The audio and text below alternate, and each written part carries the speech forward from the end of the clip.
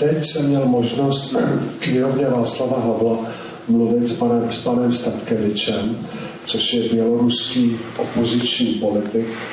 Byl odsouzen na 6 let, odseděl si čas a ten říkal, prostě Lukašenko to je loutka Kremlu. A samozřejmě ta moje otázka bude taková jasná. Ta Ukrajina je pořád si v ohni válčí. Já nevím, 10 000 mrtvých. Ale ta pozornost světa je upřena na Ukrajinu. Ale na to Bělorusko moc ne. Ta běloruská opozice se jako si vysílila, unavila. Represe jsou moc velký. Nebo jak je to?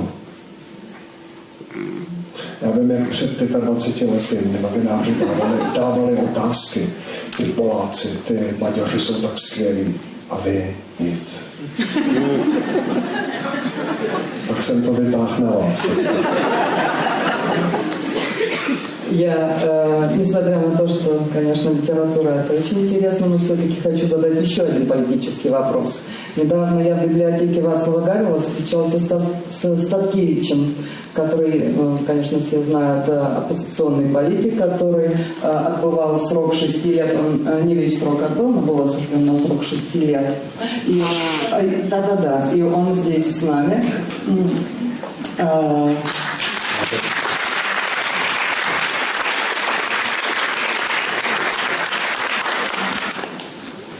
И он говорил о том, что, по его мнению, Лукашенко, извиняюсь, только кукла Кремля. Вот это одно. А второе, в Украине сегодня мы видим огонь. Страна воюет, там война, там 10 000 человеческих жертв. Все внимание как будто сосредотачивается на Украине, а Беларуси ничего. Как там ситуация? О том, что оппозиция, она уже совсем устала, она ничем больше не занимается. И я хочу только вам сказать, что я специально вам задаю этот вопрос, потому что 25 лет тому назад журналисты очень мне надоедали, потому что постоянно они говорили, вот посмотрите, поляки, венгры, какие они молодцы, оппозиционеры, а вы тут ничего.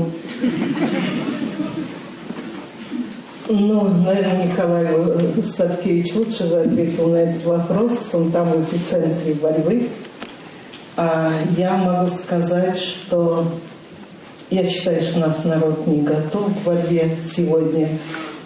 Он находится в какой-то промежуточной такой материальной стадии. Такой человек пробующий, пробует эту новую жизнь, новые вещи, новую одежду.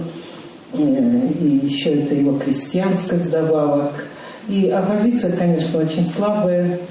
Все такие заметные фигуры, они уничтожены. Кто-то сломался сам.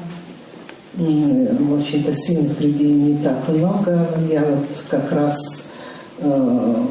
преклоняюсь перед Николаем Статкевичем. Он, конечно, выдержал все до конца.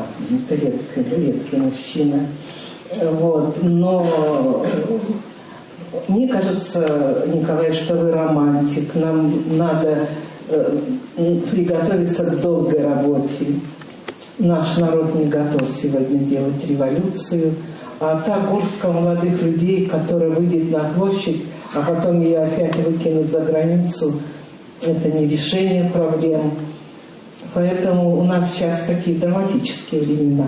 Но это не значит, что мы должны выйти в отчаяние. Нам все равно надо делать свою работу. И вот недавно я была в Англии и встречалась с Ходорковским, вы знаете, этого личного узника Путина, который сейчас живет в Англии. И он тоже говорил, мы говорили о том, что не надо впадать в отчаяние, надо готовить себя и готовить людей вокруг к будущему.